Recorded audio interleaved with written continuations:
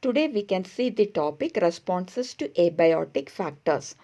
See, in different habitats, different abiotic conditions will be existing, isn't it? So, how the organisms which are living in such a habitat are able to manage or cope the stressful conditions existing in such habitats. We can say that during the course of evolution, the organisms would have evolved a relatively constant internal environment. Internal environment means an environment within the body. Okay, so they might have evolved a constant internal environment that can allow all the biochemical reactions as well as the physiological functions to take place inside their body with the maximum efficiency. Okay, so during the course of evolution, these organisms might have evolved a constant internal environment that can allow all the physiological functions as well as the biochemical activities or biochemical reactions to take place in with a maximum efficiency, so that overall fitness of the species can be enhanced. Okay, so this constancy we can say in terms of optimal temperature and osmotic concentration of the body fluids. That means they can maintain a constant body temperature as well as osmotic concentration. Osmotic concentration means salt water balance in the body fluids. Okay, so because of that, because of such constancy in internal environment, they can maintain homeostasis. Homeostasis means what? Maintaining stable equilibrium or steady internal physical or chemical conditions within the body. Okay, so the organisms try to maintain homeostasis even though varying environmental conditions are there, which can even upset its homeostasis, but they will not be affected because they are maintaining a constant internal environment, or a homeostasis is maintained in their body, that is stable equilibrium is maintained in their body. So even if any variation is there in the external environment, it will not affect the organism because the organism try to maintain that constant internal environment which makes them to survive in any varying external environmental conditions. For example, if a person is able to do his work, he or she can perform his or her best at a temperature of 25 degrees Celsius.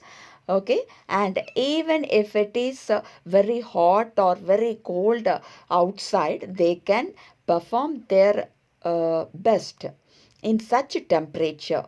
Okay, how they can perform at that temperature even if it is very hot or cool outside. For example, they are able to perform best at 25 degrees Celsius. Okay, how they can perform best even if it is very hot.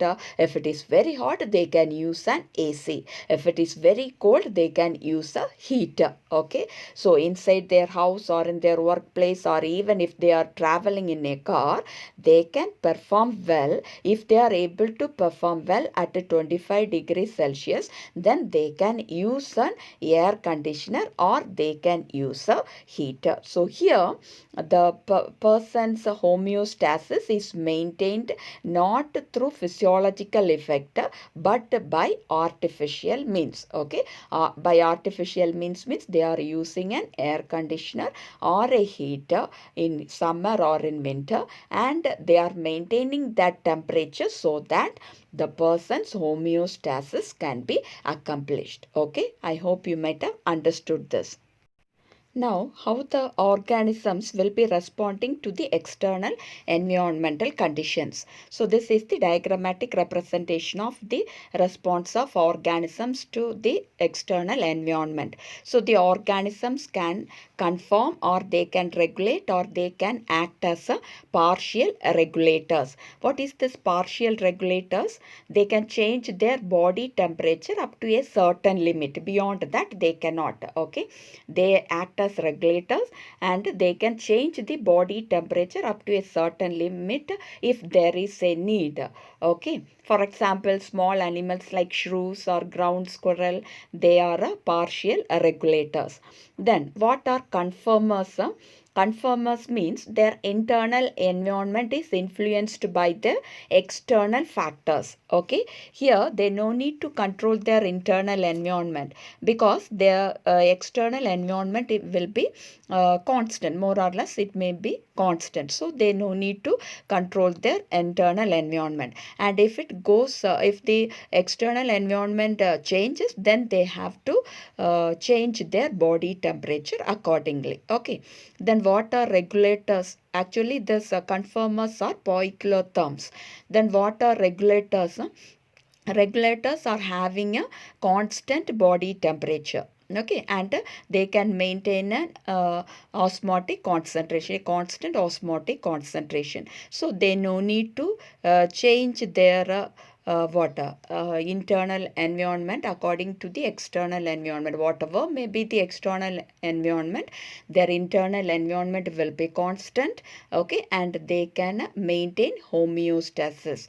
So what are homeotherms? Regulators are homeotherms because they are a warm-blooded animal. They have a constant body temperature. They have a constant internal environment. Okay.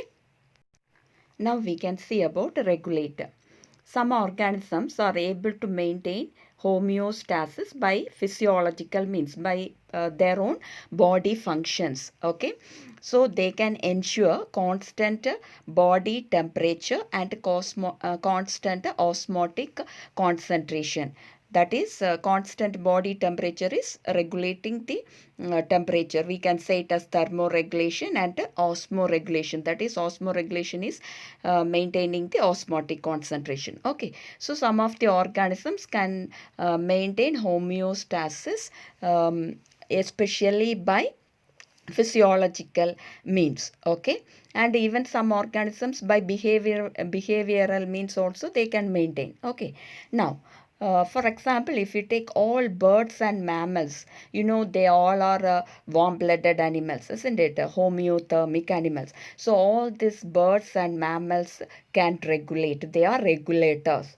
And other examples are a few lower vertebrates and invertebrate species can also maintain thermoregulation and osmoregulation. Okay. And the evolutionary biologists, they believe that the success of mammals in this biosphere is largely due to their ability to maintain a constant body temperature. See, everywhere you can see the mammals can survive, isn't it? So how they are able to survive? It is mainly due to their ability to maintain a constant body temperature. Okay. So they can survive, they can live even in Antarctica or even in the Sahara Desert. Antarctica, where the temperature is very low, isn't it? Below, or we can say minus degrees, sub-zero levels it will be. And in Sahara Desert, we can say the temperature will be very high. So the people are, mammals are able to survive there because they are capable of maintaining a constant body temperature. Okay. And human beings can maintain a constant body temperature at 37 degrees Celsius. Okay. And the mechanism used by most of the mammals to regulate their body temperature is similar to that what we use.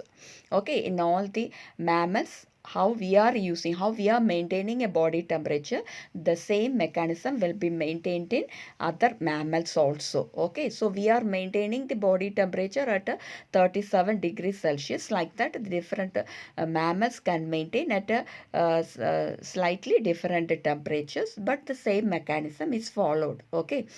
So in summer, when the temperature is very high outside, then our body can maintain the same 37 degrees Celsius. How? By sweating profusely. Okay. We will sweat. So you all know we all will be sweating during the summer.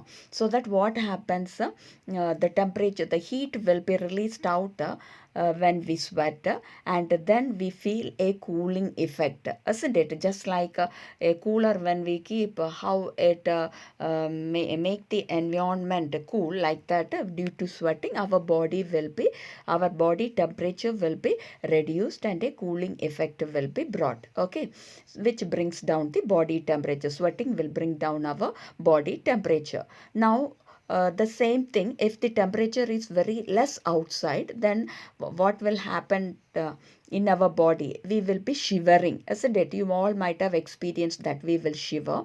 Just it is just like that of an exercise which produces heat, and it can raise the body temperature, so that our body temperature will be made constant, okay. Yes. Now, if you take the plants, they are not having any such mechanism to maintain the internal body temperature. Next is conformers. We can say about 99% of animals and almost all plants cannot maintain a constant internal environment. Okay, so they all are conformers, and their body temperature changes with the surrounding temperature. So what according to the surrounding temperature, their body temperature will also be changing. And in aquatic animals, the osmotic concentration of the body fluids also changes with that of the surrounding air or water osmotic concentration, okay. So it will be changing in aquatic organisms according to the surrounding concentration, water concentration. The body osmotic concentration will be changing, and if it is a terrestrial animal, according to the air, surrounding air, what is the osmotic concentration there, accordingly it can be changing, okay. Now, most of the organisms are conformers, isn't it? Only less are regulators. Now, when we take into account the evolutionary benefits, regulators are the mostly advanced organisms. Then why most of the organisms are conformers? They remain as conformers because the thermoregulation is energetically expensive for many organisms. Thermoregulation means what? Maintaining a constant temperature is energetically very expensive for most of the organisms. This is especially, we can say, true for small animals like shrews and hummingbirds. You can see here in the picture the small animal, small mammal. This is the shrew, and this is the bird. You can see the hummingbird. So their body is very small, isn't it? So here heat loss or gain is a function of the surface area, okay. And the small animals are having a large surface area in relation to their volume. When we compare it with their volume, their surface area will be larger, so they tend to lose body heat very fast. When the temperature is very less, or if it is cold outside, the body heat loss will be very high, so they have to expend much energy to generate body heat through metabolism, okay. They have to spend more energy to generate the heat through the process of through their metabolic activities, okay. So this is the main reason why the very small animals are rarely found in polar regions. So sometimes it can be asked why very small animals are rarely found in polar regions. So the answer is they are having a small body. Okay, so the heat loss or gain is a function of surface area. So the animals which are small sized or having a large surface area compared to their volume, so they tend to lose body heat very fast when it is cold outside, and they have to spend more energy to generate the body heat through metabolism. That's why very small animals are rarely found in polar regions, okay. Then some of the species have evolved the ability to regulate only for a limited range, okay. Beyond that they will become conformers, that is they are partial regulators, okay. if the stressful and external conditions are localized or remain only for a short duration, okay, or throughout the year, only for a short period the stressful condition is there, then the organism can follow two other alternatives for their survival. What are they? They migrate or they suspend. So first we can see migrate. Okay, so migrate and suspend are followed by the animals just to overcome the stressful conditions, if the stressful conditions are for a short period of time. Okay, so what is migrate? You all know migrate means moving from one place to another, isn't it? So here the organisms move temporarily from the stressful habitat to a hospitable area or to an area where they can survive better. Okay, and they will return back to their original habitat when the stressful period is over. See, for example, even in human beings you can see that if it is too hot during the summer, the people who are living in Delhi, the summer conditions will be very extreme, isn't it? So they will be moving to Shimla for that short duration of summer, and they will come back in Shimla. The temperature will be very less. Okay, so this is just a simple example how the human beings are migrating. Okay, just like that, especially the birds used to migrate during the winter season when the temperature is very low. They may not be able to cope up with that very low temperature, so they will be moving to hospitable areas. Hospitable areas means the areas where they can survive better. Okay, so the famous Keolado National Park, which is present situated at Bharatpur in Rajasthan, will be hosting thousands of migratory birds. See, here you can see this is a part of that Keolado National Park. It will be hosting migratory birds which used to come from Siberia and other northern regions. They will be coming to this Keolado National Park, which is in Bharatpur in Rajasthan. Okay, so here which birds normally used to visit is the Siberian cranes. They normally used to visit this Bharatpur National Park, especially during the winter. And when once that climatic condition changes, they will be going back to Siberia. Okay. Next is suspend. So suspend is another method by which the organisms can escape from the short duration stressful conditions. So in different organisms follow different types of suspended activities. Suppose if you take bacteria, fungi or lower plants, they will be producing thick walled spores which can help them to survive the unfavorable condition. And when favorable condition comes, or when suitable environmental conditions are available, they will be germinating. So here you can see in this picture the spores of the bacteria. You can see how the wall is very thickened, isn't it? The wall is thickened, so a thick cyst wall will be formed in the bacterial cells, surrounding the bacterial cells or the spores, okay, so that they can withstand the environmental conditions, unfavorable environmental conditions. Okay, now if you take the higher plants, they produce seeds, isn't it? So seeds are produced as a means of sexual reproduction, isn't it? Now these seeds which are produced, here you can see the seed is germinating, but in the seed you can see the brown colored structure, that is the seed coat, isn't it? So the seeds will be undergoing a condition called dormancy. Okay, so what is that dormancy? They will be remaining, or they will be reducing their metabolic activity, and they remain as such during the unfavorable conditions, and only when favorable conditions they germinate to form new plants. Okay, that is when enough moisture and water content is there, when the temperature is less, then they germinate and develop into a new plant. Okay, so in plants we can say seeds or even some other vegetative reproductive structures are also produced, which can help in undergoing dormancy as well as they can also act as dispersal structures. Seeds are dispersal structures which can be spread to different areas where they can grow and develop into a new plant, isn't it? So these seeds will be producing, these seeds are surrounded by a thick outer covering. Okay, and that covering will enable them to protect from the environmental conditions, and they also undergo a condition called dormancy. The seeds will undergo a state of dormancy during which all the metabolic activities will be reduced.